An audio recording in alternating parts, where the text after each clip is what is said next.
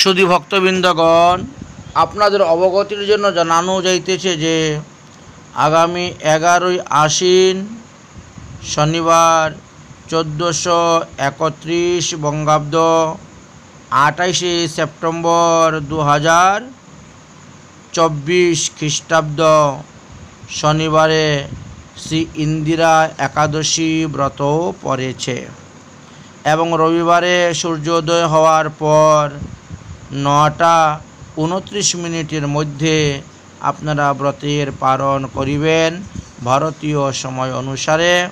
অতএব এই ইন্দিরা একাদশী ব্রতের মাহাত্ম্য কথা আমরা আলোচনা করব। এই মাহাত্ম্য কথা শ্রবণ করুন এবং সবাই সপরিবারে সবান্ধবে একাদশী ব্রত করুন। একাদশী মহারানী কি জয়। জয় জয় শ্রী রাধেশ্যাম।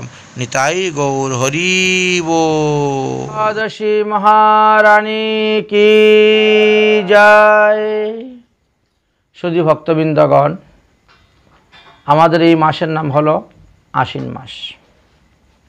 আর এই আশ্বিন মাসের 11 তারিখ শনিবারে শ্রী ইন্দিরা একাদশী পড়েছে।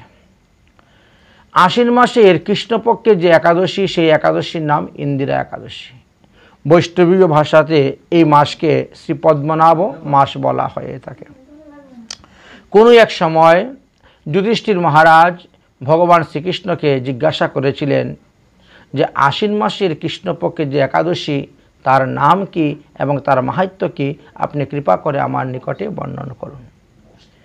তাহলে আজকালকার লোক তো আবার বাংলা তারিখ অনেকে বুঝতে ভুল করে, জানেও না বাংলা তারিখ, এই জন্য ইংলিশ তারিখটা সঙ্গে করে দিতে হবে।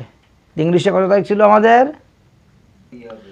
28শে সেপ্টেম্বর 2024।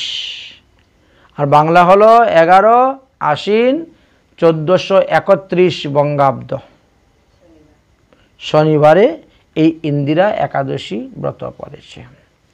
ভগবান শ্রীকৃষ্ণ বললেন, হে রাজন, ইন্দিরা একাদশী ব্রতের প্রভাবে মানুষ পাতক, অতিপাতক, অনুপাতক, মহাপাতক আদি পঞ্চপাতকের পাপ থেকে মুক্তি লাভ করতে পারেন। আচ্ছা, এমন কি একেবারে জঘন্যতম আচরণ হেতু যাহারা যাহারা নিম্নযোনি প্রাপ্ত হইয়া দুর্গতি ভোগ করতেছেন, তাহারাও যদি একাদশী ব্রত করেন, এই ইন্দিরা একাদশী ব্রতার প্রভাবে তিনি নিজে উদ্ধার হইবেন এবং তিনার পূর্বপুরুষগণকে উদ্ধার করিতে সমর্থন হইবেন। তিনি নিজে দেহান্তে উত্তম গতি লাভ করতে পারবেন এবং তিনার পূর্বপুরুষগণ যারা নরকে পতিত হয়ে আছেন তারাও উত্তম গতি লাভ করতে পারবে। এই ইন্দিরা একাদশী মাহাত্ম্যের কথা শ্রবণ মাত্রই সামবেদীয় বিহিত যত প্রকার যজ্ঞ আছে সমস্ত যজ্ঞের ফল লাভ করা যায়। এই বিষয়ে একটি পৌরাণিক কাহিনী দিয়েছেন ভবিষ্য পুরাণেতে, সেটাই আমরা আলোচনা করতেছি, শ্রবণ করো। সত্যযুগে মহিষমতি দেশে ইন্দ্রসেন নামে এক প্রসিদ্ধ রাজা ছিলেন। তিনি যথাবিধি ধর্ম অনুসারে রাজ্য পালন করিতেন। বিষ্ণুভক্তি পরায়ণ ছিলেন, সর্বদা বিষ্ণুমন্ত্র জপ করিতেন।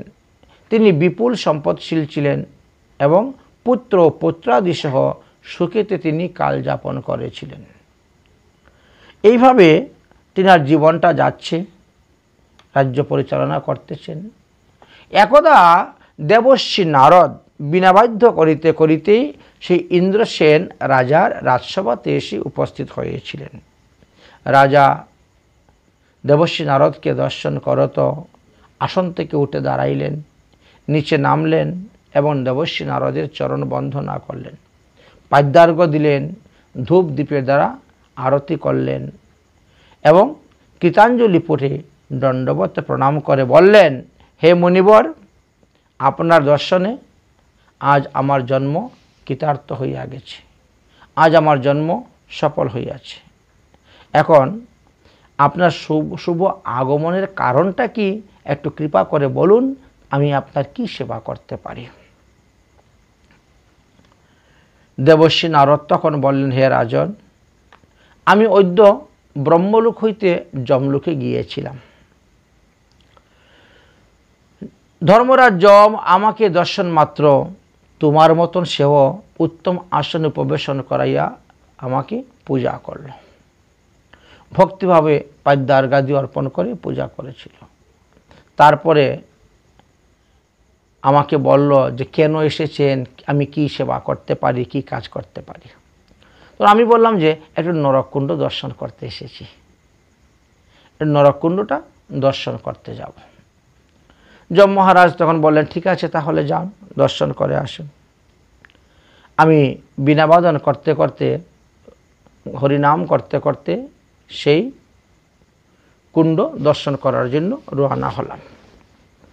তো বিভিন্ন কুণ্ড আছে, এক এক প্রকার পাপের ফলে মানুষ এক একটি কুণ্ডেতে বসবাস করে থাকেন।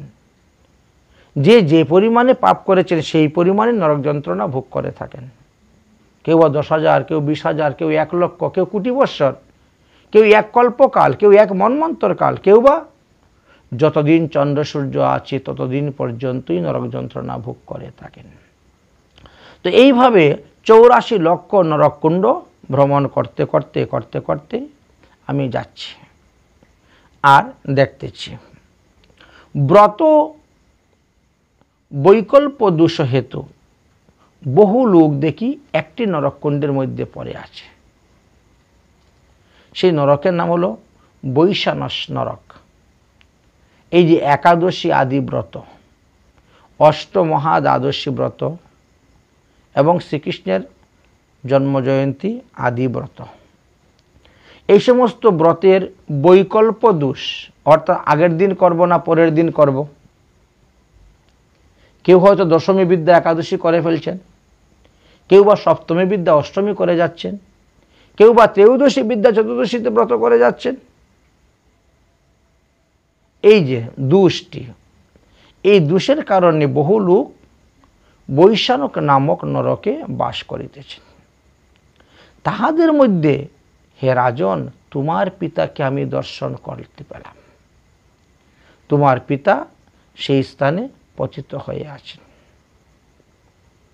তোমার পিতা আমাকে দর্শন করা মাত্র নরকুণ্ড হইতে হাত জোর করে কৃতাঞ্জলি করে বলছেন আমাকে, হে মুনিবর, আপনি তো পৃথিবী সর্বত্র ভ্রমণ করেন, আপনি কৃপা করে আমার রাজ্য মহিষ্মতি দেশেতে আপনি গমন করুন।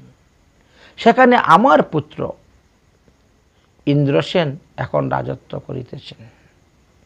অতএব তাকে গিয়ে বলবেন যে আমি বহুবিধ পুণ্যফল করিয়ে পুণ্যকর্ম করিয়াছি, কিন্তু একাদশী ব্রতবিহীন হেতু এখন আমি পিতৃগণ সহিত নরকে পড়িয়া আছি। অন্যান্য দান ধর্মাদি পুণ্যের দ্বারা, সৎকর্মের দ্বারা যে পুণ্য অর্জন হয়, সেই পুণ্য লাভ করেও মানুষ স্বর্গেতে বাস করতে পারে না যদি সে একাদশী ব্রত অনুষ্ঠান না করে। তাই রাজা বলতেছেন যে আমি অনেক পুণ্য করেছিলাম, কিন্তু একাদশী আদি ব্রত আমি করি নাই, যার কারণে আমি নিজে নরকে গমন করেছি এবং আমার পিতৃগণও আমার কারণে তারা নরকে গমন করেছেন। আমার দোষে আমার পিতৃগণ নরকে আসতে বাধ্য হইয়াছেন। কারণ পুত্রকে বলা হয়েছে আত্মজ। পুত্র যদি সৎকর্ম করে তাহলে এর দ্বারা পিতৃপুরুষ স্বর্গ আদি বিভিন্ন লোকে গমন করেন। পুত্র যদি অসৎকর্ম করে তাহলে পিতৃগণ সহিতই নরকে পতিত হইতে হয়। এটাই হলো নিয়ম। অতএব আপনি কৃপাপূর্বক আমার পুত্র ইন্দ্রসেনকে বলবেন সে যেন আগামী শ্রাবণ মাসের আগামী আশ্বিন মাসের কৃষ্ণপক্ষের ইন্দিরা একাদশী ব্রত করেন। যদি সে দশমী দিবসে সংকল্প মন্ত্র পাঠ করিয়া একাদশী দিবসে নির্জলা ব্রত থাকিয়া ভগবানকে 78 তুলসী পাতা অর্পণ করে রাত্রি জাগরণ করে গীতবাদ্যাদি পরের দিন সাধুগুরু বৈষ্ণব সেবার পরে তিনি পালন করবেন। আর এই ইন্দিরা একাদশী ব্রতের পুণ্যফল আমাদিগকে অর্পণ করিবেন সংকল্প মন্ত্র পাঠ করে।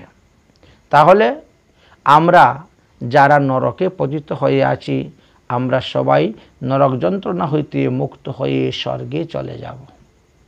অতএব হে দেবর্ষি নারদ, আপনি কৃপা করে আমার এই উপকারটি করুন।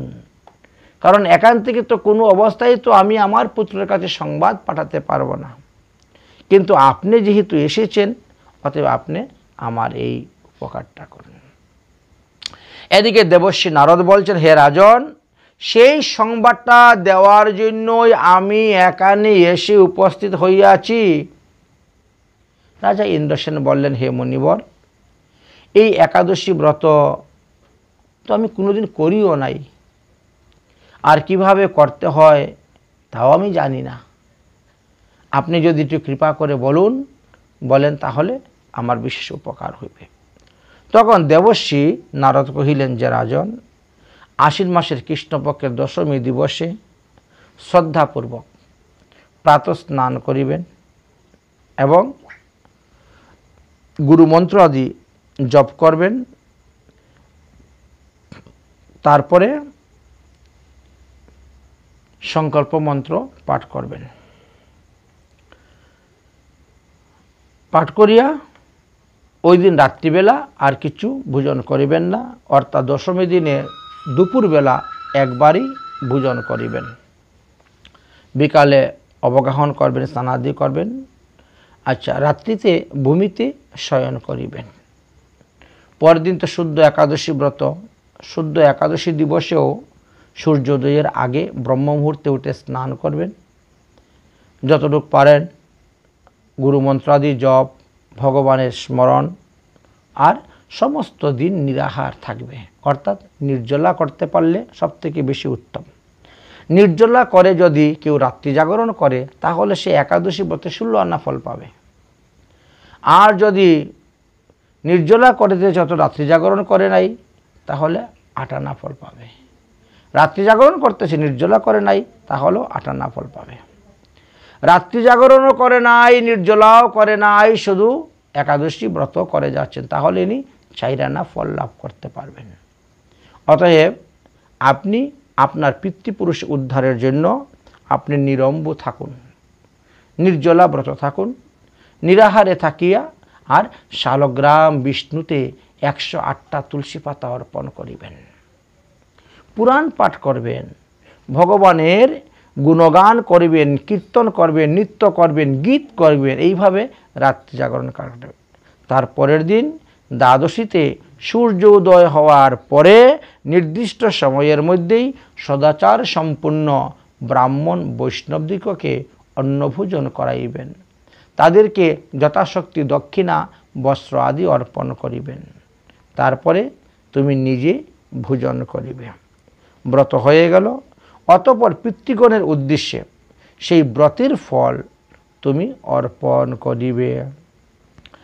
সংকল্প মন্ত্র পাঠ করে তবেই তোমার পিতৃবর্গগণ যত লোক যমসন্নিধানে আছেন, যমালয়ে আছেন, নরকে আছেন, তারা সবাই সেই নরক হইতে মুক্ত হয়ে সত্তর বৈকুণ্ঠে গমন করিবেন। দেবর্ষি নারদ এইভাবে বলতে শুরু করেছেন। এদিকে ভগবান কৃষ্ণচন্দ্র যুধিষ্ঠির মহারাজকে বলতেছেন, হে রাজন, দেবর্ষি নারদের বাক্য অনুসারে মহিষ্মতি নগরে রাজা ইন্দ্রসেন সপরিবারে সবান্ধবে একাদশী ব্রত আচরণ করিলেন এবং সেই ব্রতের প্রভাবে তাহার পিতৃগণ নরক হইতে মুক্তি পাইয়া গরুর পৃষ্ঠে আরোহণ করিয়া বৈকুণ্ঠে গমন করিয়াছিলেন। এবং তারা যখন বৈকুণ্ঠে রওনা হয়েছে, নরক থেকে বৈকুণ্ঠে রওনা হয়েছে, সেই সময়ে তারা দিব্য বিমানের মধ্যে বসে আকাশ মার্গে থেকে পুত্রকে আশীর্বাদ করিতেছেন। পিতৃপুরুষের আশীর্বাদের দ্বারা পুত্র সন্তান হয় এবং বংশবৃদ্ধি হয়, তাই পিতৃপুরুষের আশীর্বাদও একান্ত প্রয়োজন। রাজা ইন্দ্রসেন তারপরে আকাণ্টক রাজ্য ভোগ করিয়া পুত্রের উপর রাজ্যভার দিলেন, আর শেষে তিনিও হরিভজন করার জন্য বনে গমন করলেন এবং হরিভজন করতে করতে তিনিও নিত্যধামে গমন করিয়াছিলেন। এই ইন্দিরা একাদশী ব্রতের মাহাত্ম্য কথা শ্রদ্ধার সহিত পাঠ বা শ্রবণ করিলে তৎক্ষণাৎ সর্বপাপ হইতে মুক্তি লাভ করা যায়। নমো ভগবতে তস্मै যস্য প্রিয়তমাতিথি একাদশী চ সর্বভীষ্টা প্রধানির্নাম সর্বত্র। তাহলে এই একাদশী ব্রতটি হলো ভগবানের অত্যন্ত প্রিয়। একাদশী ব্রতের দ্বারা ভগবান যতটা সন্তুষ্ট হন, অন্য কোনো ব্রত, অন্য কোনো দান, অন্য কোনো তীর্থ ভ্রমণ, অন্য কোনো তীর্থে স্নানের দ্বারা ভগবান ততটা সন্তুষ্ট হন না। এই একাদশী ব্রতের বিশেষ মহিমার কথা বর্ণন করলেন। তাহলে একাদশী দিনে আমরা কি করব? এই প্রাকৃত বিষয় ভোগ, প্রাকৃত কার্য থেকে এই চক্ষু, কর্ণ, নাসিকা, ত্বক, জিহ্বা, বাক, পানি, পাদ, পায়ু, উপস্থ এবং মন, এই 11টা ইন্দ্রিয়কে সংযম রাখিয়া শ্রী হরির পাদপদ্ম আরাধনা করাই কর্তব্য। এই একাদশ ইন্দ্রিয়কে যিনি সংযম রেখে শ্রীহরির আরাধনা করেন, তিনার একাদশী ব্রতের প্রকৃত তার ফল লাভ করতে পারবেন। একাদশীর দিবসে একাদশ ইন্দ্রিয়কেই ব্রত রাখিতে হয়। তাই এই একাদশী সংযুক্ত দ্বাদশী দিবসকে হরিবাসর বলা হয়েছে। হরের দিনম একাদশীম দ্বাদশীম উপবাস দিনম লক্ষ্মতে তস্মিন হরিভক্তি বিলাস অনুসারে বলা হয়েছে যে একাদশী সংযুক্ত দ্বাদশী ব্রত উপবাস করলে সবথেকে বেশি ফল লাভ করা যায়। এই জন্য দেখবেন পঞ্জিকাতে সর্বদা গোস্বামী মতে পরাহে লেখা থাকে। আর এই গোস্বামী মঠটি হলো হরিভক্তি বিলাসের মত। হরিভক্তি বিলাসে আমাদের গোস্বামী পাদগণ যে সিদ্ধান্ত দিয়ে গেছেন সেটাই সেখানে আলোচনা করে দেওয়া আছে। আমরা দেখতে পাই যে ভগবান কৃষ্ণচন্দ্র পর্যন্ত একাদশী ব্রত করেছেন, রাধারানী পর্যন্ত একাদশী ব্রত করেছেন, ভগবান রামচন্দ্র পর্যন্ত একাদশী ব্রত করেছেন, সীতাদেবী করেছেন। আর কলিযুগ পাবন অবতার গৌরাঙ্গ মহাপ্রভু তো 5 বৎসর বয়স থেকে একাদশী ব্রত আরম্ভ করে দিয়েছেন। কেন করেছেন? বলে আপনি আচরি ধর্ম জীবীরে শিখায়, আপনি না আচরিলে শিখানো না যায়। কোনো এক সময় দক্ষিণ ভারত থেকে বহু গোপ জাতিরা বৃন্দাবনে এসে উপস্থিত হয়েছিল। তারা তখন দেখলেন যে ব্রজের যে সমস্ত গোপীগণ জন্মগ্রহণ করেছে তাদের সঙ্গে কৃষ্ণ কত খেলাধুলা করেন, অথচ দক্ষিণ ভারতের গোপীদের সঙ্গে কোনো কথাই বলেন না, তাদের ঘরেই যান না, তাদের দিকে তাকান না। তখন তারা চিন্তা করলো, আমরা তো যদুবংশে জন্মগ্রহণ করেছি, আমরা তো গোপের বংশ, আমরা তো গোপনারী, কিন্তু কৃষ্ণ আমাদের সঙ্গে কথা বলে না কেন, কেন আসে না, কারণটা কি? তো এই কথাটা কাকে জিজ্ঞাসা করবেন, কার কাছ থেকে জানবেন?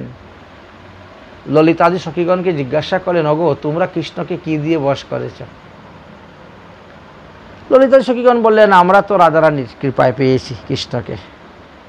কৃষ্ণকে পেতে গেলে রাধারানীর কৃপা চাই, রাধারানীর কৃপা ছাড়া হবে না। তোমরা বৃন্দাবনে আসছো, এতদিন ধরে বাস করছো, কিন্তু রাধারানীর চরণ এখনো আশ্রিত করো নাই। যাও রাধারানীর কাছে, রাধারানীর কৃপাতেই তোমরা কৃষ্ণকে পাবে। এইবার তারা গিয়েছেন রাধারানীর কাছে। রাধারানীর কাছে গিয়ে বলছেন যে বিষভানু সুতে দিব্যে হে রাধে কজ্জল লোচনে শ্রীকৃষ্ণ প্রসাদার্থম ব্রতম বদম কিং ব্রতম শুভম। গোপীগণ বলতেছেন, হে দিব্য স্বরূপিণী কমল লোচনে বিষভানু নন্দিনী হে রাধে, আপনি তো বিশ্ব সুন্দরী, আপনি তো বিশ্ব মোহিনী এবং সর্বশাস্ত্র পরাজ্ঞ, আপনাকে আমরা নমস্কার করি। যিনি দেবতাদিকেরও অত্যন্ত দুর্লভ, সেই নন্দনন্দন ভগবান শ্রীকৃষ্ণকে আপনি কেমন করে বশ করিয়াছেন, তাহা আপনি কৃপা করিয়া বলুন।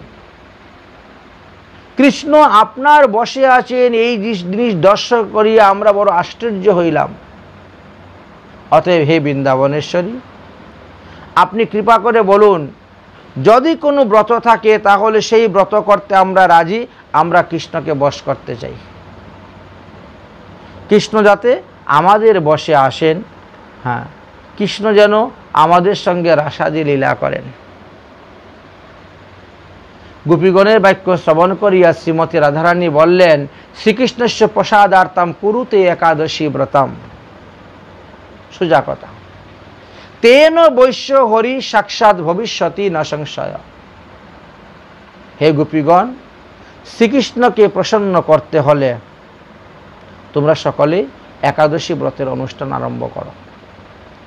এই ব্রতের প্রভাবে শ্রীকৃষ্ণ তোমাদের বশে আসবেন, ইহাতে বিন্দুমাত্র সন্দেহ নাই। যতক্ষণ পর্যন্ত দেহের মধ্যে পাপ থাকবে ততক্ষণ পর্যন্ত ভগবান তার কাছে আসেন না, তার বশে আসেন না। আর একাদশী ব্রত একটা ব্রতের দ্বারা শত জন্মের যত পাপ আছে সব শেষ। এক জন্ম নয়, শত শত জন্মের পাপ নষ্ট হয়ে যায়। একাদশী সম্মুখে বন্যিনা পাতকম ইন্ধনম তস্মাদম যান্তি রাজেন্দ্র অপি জন্ম শতভুব। শত জন্মার্জিত পাপরূপ কাষ্ঠ একত্র করলেন, আর একাদশী সদৃশ্য বন্যি তার মধ্যে লাগিয়ে দিলেন। এতে সমস্ত কাষ্ঠ পুড়ে যেমন ছাই হয়ে যায়, ভস্ম হয়ে যায়, ঠিকই তেমনিভাবে একাদশী ব্রতের প্রভাবে 100 জন্মের যত পাপ, সব পাপ আপনার নষ্ট হয়ে যাবে একটা একাদশী ব্রত করলে। যদি কেউ একাদশী ব্রত করে না, অথচ তীর্থভ্রমণ করে, দান করে, পুণ্য করে, বলে তাহলে কাজ হবে না। ন গঙ্গা ন গয়া ভূপু ন কাশী ন চ পুষ্করম ন চাপি রৌরবং ক্ষেত্রম ন রেবা ন চ বেদিকা যমুনা চন্দ্রভাগাশ্চ তুল্যে ভোপু হরের দিনা। এই একাদশী ব্রতের সঙ্গে অন্য কিছুর তুলনা করা যায় না। গঙ্গা স্নান বলেন, আর গয়াতে গিয়ে বাস করেন, আর কাশীতেই যান, আর পুষ্কর ধামে যান, আর কুরুক্ষেত্রে যান, রেবা নদী বা যমুনা চন্দ্রভাগা, যেখানেই আপনি স্নান করুন না কেন, যেই তীর্থেই বাস করুন না কেন, যদি একাদশী ব্রত না করেন তাহলে কিন্তু আপনার ফল লাভ হইবে না। এতে অপরাধ হইবে, কারণ একাদশী দেবী তো ভক্তির অঙ্গ। 64 প্রকার ভক্তির অঙ্গের মধ্যে এক অঙ্গ একাদশী দেবী। সুতরাং এতে ভক্তি লাভ হয়, একাদশী না করলে ভক্তির হানি হয়। অশ্বমেধ সহস্রাণি বাজপেয় শতানি চ একাদশং ভবাস্যং কলানা হন্তি শিরসি। এই যে ত্রেতা যুগে রাজরাজগণ অশ্বমেধ যজ্ঞ করেছেন, বাজপেয় যজ্ঞ করেছেন, ইত্যাদি যজ্ঞ করে তারা যে পুণ্যফল লাভ করেছেন, বলে তার থেকে আপনি 16 গুণ বেশি পুণ্যফল লাভ করতে পারবেন একমাত্র একাদশী ব্রতের দ্বারা। দ্বিতীয়ত পাপ নাশ হচ্ছে। অগম্য গমনং পাপং মিত্র দুহশ্চ পাতকম ইতি পাতকং জ্যেষ্ঠ যেহেতু দূরস্থাৎ পরিবর্জিতা। অগম্য গমনজনিত যে পাপ উৎপন্ন হয় এই একাদশী ব্রতের দ্বারা, সেই পাপ থেকে মুক্তি লাভ করা যায়। একাদশী ব্রতং তৈস্তং কৃত্যং ভক্তি সমম্বিতম তৈশ্চ যজ্ঞ কৃতা সর্বং ব্রতানি ফলানি চ। ভক্তি সহকারে যারা একাদশী ব্রত পালন করেন তারা সমস্ত যজ্ঞের ফল লাভ করিতে পারেন, সমস্ত তীর্থ ভ্রমণের ফল লাভ করিতে পারেন, সমস্ত তীর্থবাসীর ফল লাভ করিতে পারেন। এইভাবে বহু পুণ্য তারা অর্জন করিতে পারেন একমাত্র একাদশী ব্রতের দ্বারা। অতএব সকলেরই কর্তব্য একাদশী ব্রত করা। একাদশী ব্রত উপস্থিত হলে কখনো কোনো অবস্থায় পঞ্চরবিশেষ্য গ্রহণ করা যাবে না। ধান থেকে উৎপন্ন যত প্রকার দ্রব্য, গম থেকে উৎপন্ন যত প্রকার দ্রব্য, জব থেকে উৎপন্ন যত প্রকার দ্রব্য, পঞ্চরবিশেষ্যের অন্তর্ভুক্ত যত প্রকার দ্রব্য, এইসব বর্জন করতে হবে। অবৈষ্ণব জন যারা প্রসাদ ছলেতে তারা ভুগে হয় দিবানিশি রত। পাপ পুরুষের সঙ্গে অনাহার করে রঙ্গে, নাহি মানে একাদশী ব্রত। যে সমস্ত, কিন্তু একাদশী সবার জন্যই, বৈষ্ণব অবৈষ্ণব, সৌর শাক্ত শৈব গণপত্য সবার জন্য এই একাদশী ব্রত। ব্রহ্মচর্য গৃহস্থ বানপ্রস্থ সন্ন্যাস তাদের জন্য হোক, ব্রাহ্মণ ক্ষত্রিয় বৈশ্য শূদ্র স্ত্রী যুষিত সকলের জন্যই একাদশী ব্রত বলা হয়েছে। অতএব ভক্তির অঙ্গ সদাচার, ভক্তির সম্মান করো, ভক্তি দেবীর কৃপা লাভ হবে। অবৈষ্ণবের সঙ্গ ছাড়ো, একাদশী ব্রত করো, তবেই তুমি পাইবে পরিত্রাণ। তাই পরিত্রাণ পাওয়ার একমাত্র উপায় হয়েছে এই একাদশী ব্রত। প্রসাদ সেবন আর শ্রীহরি বাসরে বিরোধ না কর কবু ভাবহ অন্তরে। এক অঙ্গ মানে আর অন্য অঙ্গে দ্বেষ, যে করে সেই ব্যক্তি তো হইবে শেষ। এই তত্ত্ব নিত্য জানি হও তাতে রত, একাদশী আদি হরি বাসরে সবে করহ ব্রত। ব্রতের বিধান এটাই দিয়ে গেলেন। সঙ্গে মহাপ্রভু পর্যন্ত ব্রত করেছেন। মহাপ্রভু সন্ন্যাস গ্রহণের পরে নীলাচলে গেলেন, তখনও তিনি ব্রত করেছেন।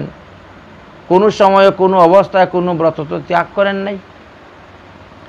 নীলাচলে অবস্থান করেও সেখানেও মহাপ্রভু স্বয়ং ব্রত করে গিয়েছেন। তাই ব্রতের দিবসে আমাদের দন্ত ধাবন করা নিষিদ্ধ।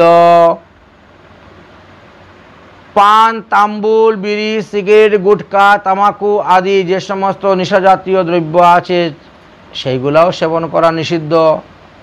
চা আদি এগুলা সেবন করা নিষিদ্ধ। ব্রতের দিবসে গুড় খাওয়া নিষিদ্ধ।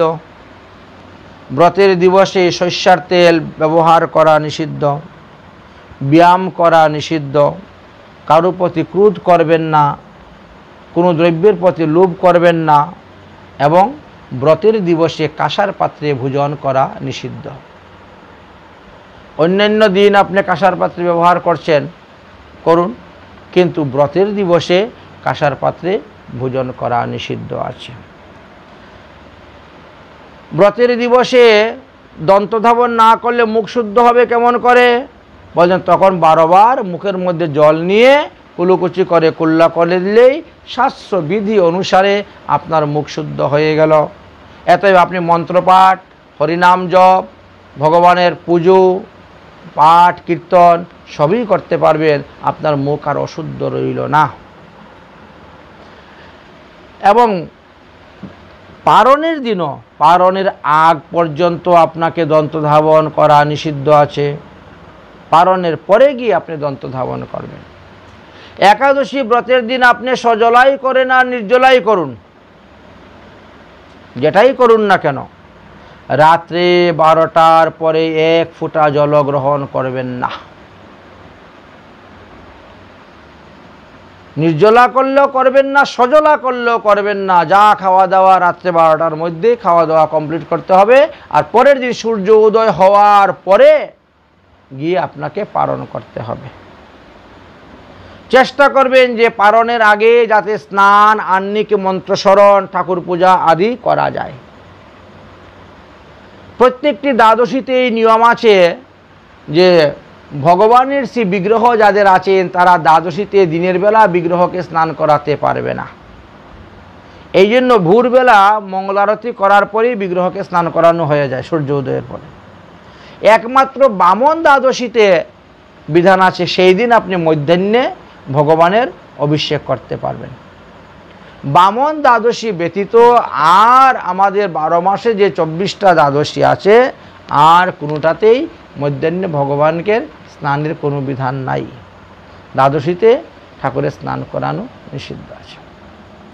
মহাপ্রভু গৃহস্থ আশ্রমে থেকেও একাদশী ব্রত করেছেন, ব্রহ্মচর্য অবস্থায় একাদশী ব্রত করেছেন, আর সন্ন্যাস গ্রহণ করার পরেও একাদশী ব্রত করেছেন। জগন্নাথ পুরীতে অবস্থান যখন করেছিলেন সেই সময়ের একটি ঘটনার কথা বলি, শ্রবণ করেন। সেই সময় কি হয়েছিল? মহাপ্রভু সদল বলে জগন্নাথ মন্দিরে গিয়েছেন জগন্নাথ দেবের সিংহার আরতি দর্শন করার জন্য। আর তখন কি করেছেন?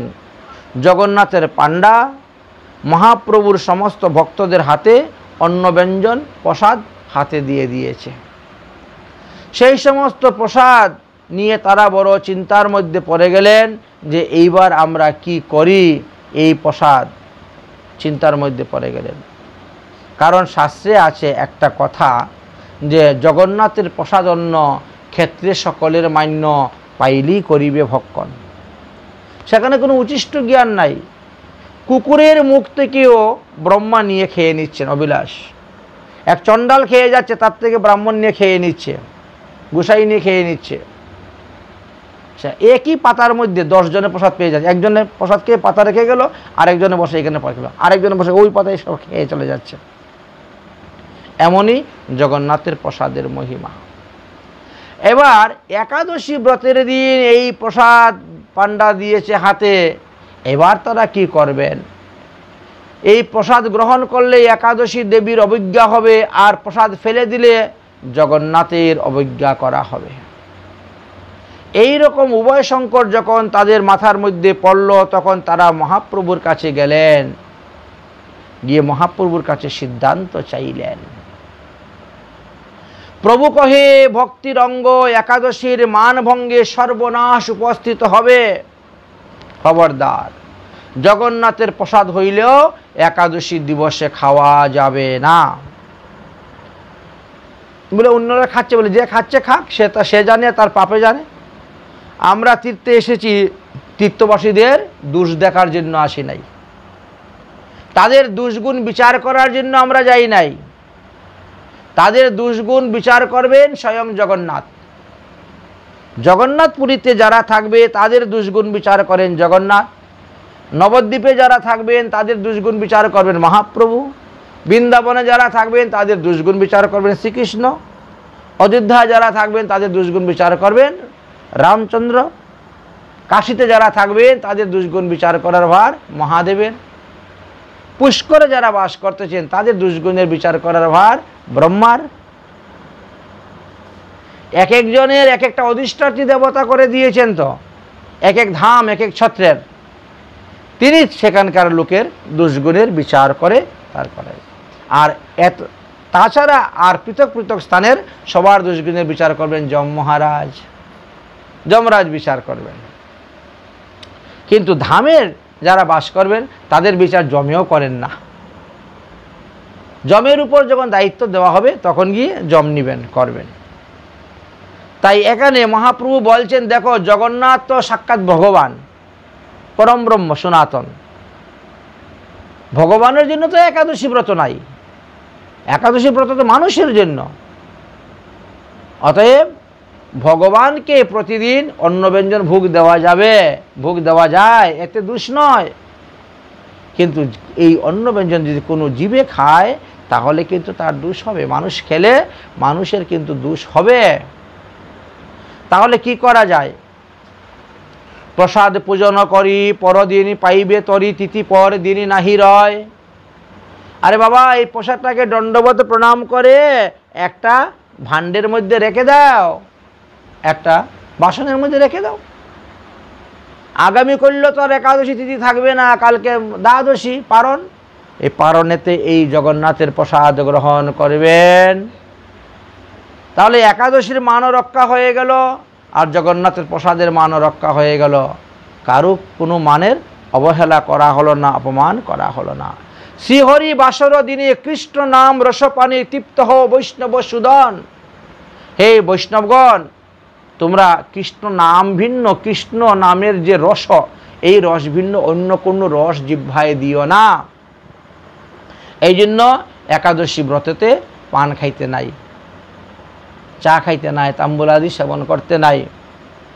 কিছু কিছু লোক আছে লবঙ্গ একটা মুখে ঢুকিয়ে রেখে দেয়, কেউ বা এলাচি মুখে ঢুকিয়ে রেখে দেয়। কিন্তু ব্রতের দিন লবঙ্গ এলাচি চলবে না। আপনার অসুবিধা হলে গুলমরিচ আপনি রাখতে পারেন, কালো মরিচ গুলমরিচটা চলবে, কিন্তু লবঙ্গ এলাচি চলবে না ব্রতের দিবসে, এটি নিষিদ্ধ আছে। যাই হোক, এই জন্য বললেন মহাপ্রভু, অন্য রস নাহি লও, অন্য কথা নাহি কও, সর্বভোগ করিয়া বর্জন। সব ভোগ বর্জন করে থাকো। আর শ্রীহরি বাসর দিনে কৃষ্ণ নাম রসপানে তৃপ্ত হও বৈষ্ণব সুজন। প্রসাদ ভোজন নিত্য, প্রতিদিনই প্রসাদ ভোজন করতে হয়, এটা নিত্য। শুদ্ধ বৈষ্ণবের কৃত অপ্রসাদ না করেন ভোজন। বৈষ্ণবের তো এটাই নিয়ম, ভগবানকে দিয়ে প্রসাদ পাবেন। কিন্তু শুদ্ধ একাদশী যবে নিরাহার থাকিয়া তবে পরদিনে পারণেতেই ভোজন। মহাপ্রভু বললেন যে 8 বছর বয়স হইতে 80 বছর বয়স পর্যন্ত সবাই নির্জলা ব্রত করার চেষ্টা করবেন। এখন দেহের রোগ সুখ ব্যাধি বিভিন্ন কারণে যদি কেউ নির্জলা করতে না পারে তাহলে কি সজলা করবে? এতে কোনো প্রত্যয় তো হবে না, লোকসান তো হবে না, ক্ষতি তো হবে না। কিন্তু যারা অন্নব্যঞ্জন গ্রহণ করে যাচ্ছেন তাদের কিন্তু ক্ষতি আছে, প্রত্যয় আছে। একদিন অন্ন না খাইলে তো মানুষ মরে না। আর তার বিকল্প তো আমাদেরকে 8 প্রকার দ্রব্য দিয়েছেন। একাদশী ব্রতের দিন 8 প্রকার দ্রব্য গ্রহণের দ্বারা আমাদের ব্রত নষ্ট হয় না। সুতরাং যারা রোগ সুখ ব্যাধিতে আক্রান্ত হয়ে আছেন তারা নির্জলা যদি করতে না পারেন তারা সজলা করবেন।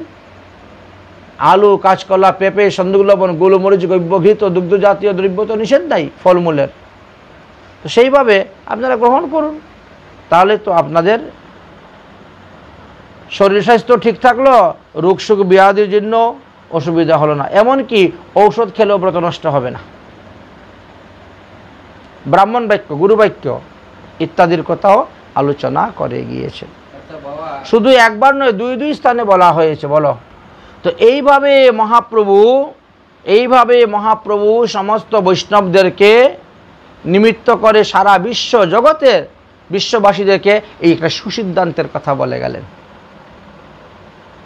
প্রভু বলে এক মনে কৃষ্ণ নাম সংকীর্তনে নিদ্রা আহার করিয়া বর্জন।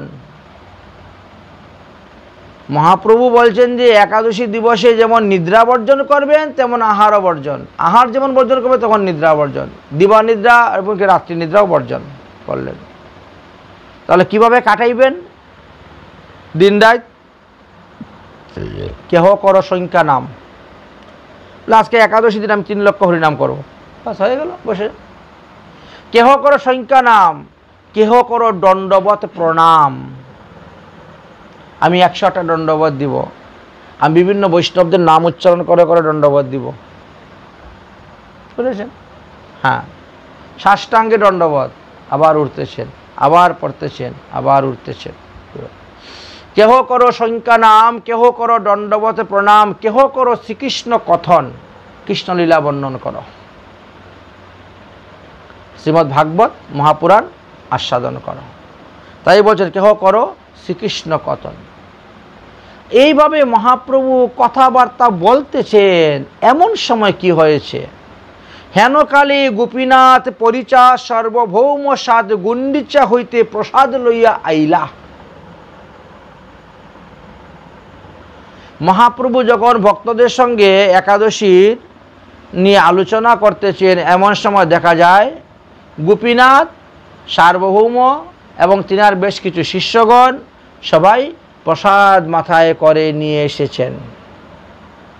কি এনেছ?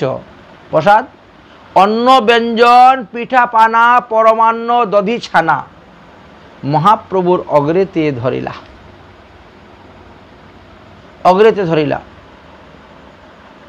প্রভুর আজ্ঞায় সবে দণ্ডবত করি তবে মহাপ্রসাদ বন্ধন করিলা। মহাপ্রভু বলছেন না, এগুলো খাওয়া যাবে না, রেখে দাও, কালকে পাওয়া যাবে। বলে তাহলে দধিয়া ছানাটা তো খাওয়া যাবে, এটা দুগ্ধ জাতীয় দ্রব্য, তো দুগ্ধ জাতীয় দ্রব্য ভোজনের তো নিষেধ নাই। আচ্ছা, এখন আশ্বিন মাসে দুধ খাইতে পারে না, দই খাওয়া যাবে, ছানা খাওয়া যাবে। তাহলে আমরা দই আর ছানা খাবো। বলে দই আর ছানা যে খাবেন সব তো একসঙ্গেই নিয়ে এসেছ, সবই তো একসঙ্গেই ভোগ লেগেছে, সব এক হাতেই তো সব তো হয়ে গেছে। যেটাতে অন্নপ্রশ্ন হয়ে গেল সেটা তো আর একাদশীতে সেবা করা উচিত নয়। এই জন্যই শুদ্ধ সদাচার বৈষ্ণবগণ কি করেন, বলে তাহলে আমরাও অন্ন ভোগ দিবই না। যেহেতু ভগবানের একাদশী না হইলেও অন্নভোগ আমরা দিব না, কারণ আমরা তো একাদশী অন্ন পাবো না। শাস্ত্রে বলছে, ভগবান বলছে, তুমি যাহা পাবে তাহা তুমি আমাকে নিবেদন করে খাবে। এই জন্য আমরা ওই একাদশী দিবসে একদিকে ফলভোগ দিব, আরেকদিকে অন্নভোগ দিব, এতে গণ্ডগোল হয়ে যাবে। এই জন্য সম্পূর্ণ বলে না, আজকে অন্ন রন্ধন বন্ধই, পঞ্চরবিশিষ্ট রান্না হবেই না, যাতে একটার সঙ্গে আরেকটা সংস্পর্শ না হয়, সংস্পর্শ না হয়। তাই যারা ফলাহার করেন, যারা সবজি আহার করেন, যারা অনুকল্প গ্রহণ করেন, উপহার গ্রহণ করেন, সেটাই সেই রকমই রান্না করে ভগবানকে ভোগ দিয়ে সেটাই তারা গ্রহণ করিয়া থাকেন, আর এটাই হলো নিয়ম। তাই মহাপ্রভু নিজে আচরণ করে নিজে দেখিয়ে দিলেন এবং আমাদেরকে উপদেশ দিলেন যে তোমরাও তাই করবে। আচ্ছা, কিছু কিছু লোক কি বলেন, কিছু কিছু লোক বলেন যে তুলসী পাতা খেতে নাই চিবিয়ে, তাই না?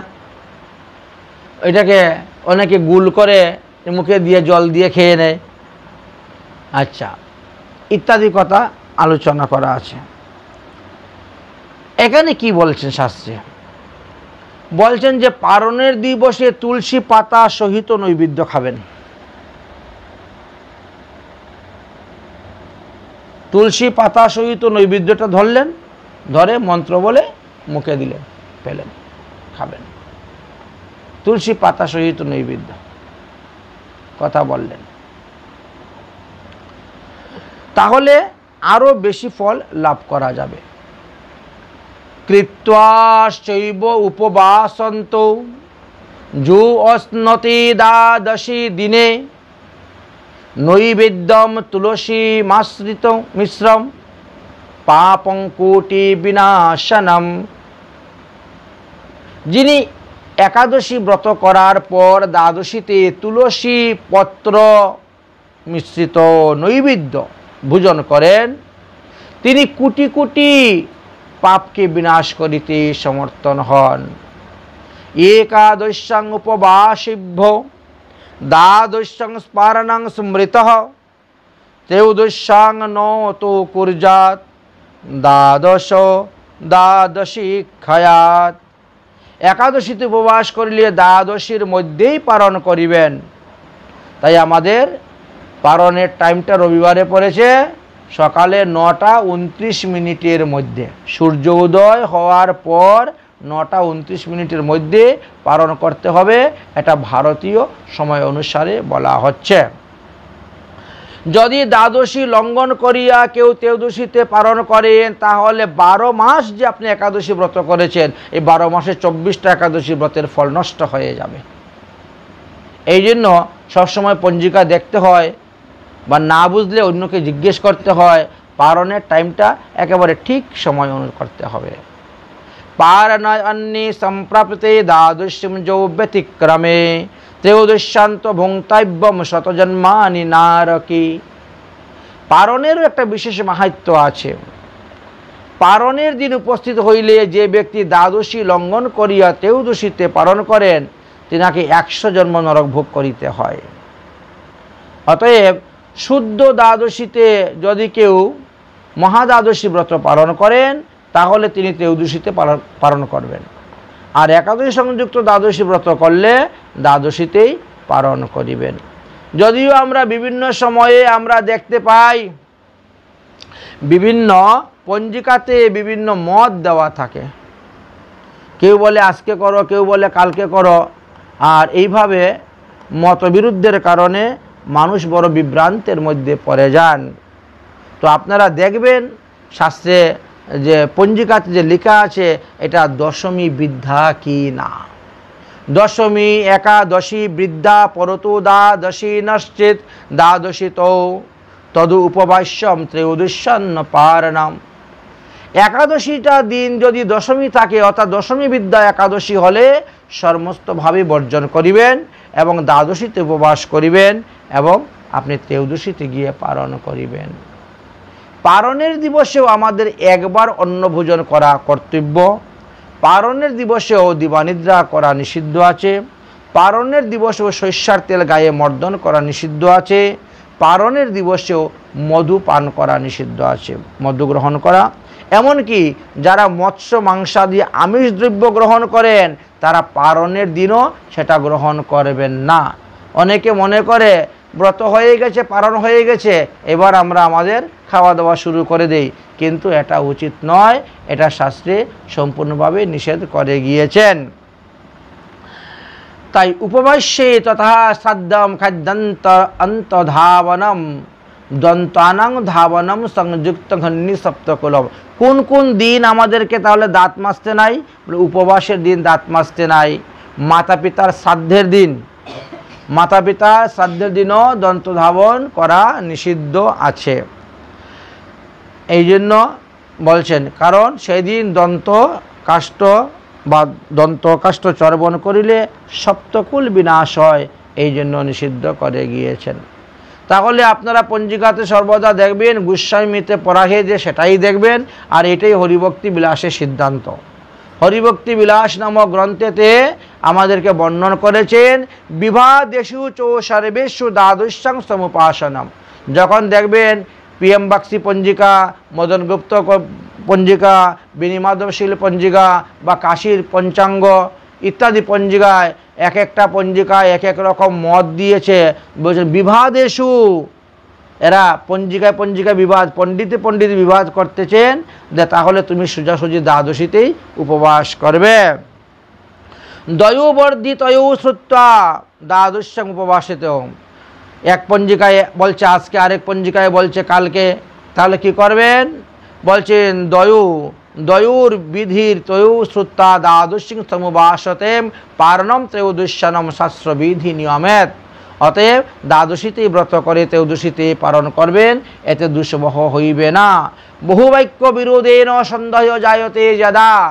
এক একটি সম্প্রদায় এর আচার্যগণ এক একভাবে মত পথ প্রচার করে গিয়েছেন, যার ফলে সাধারণ মানুষ একটা বিভ্রান্তের মধ্যে পড়ে যায়।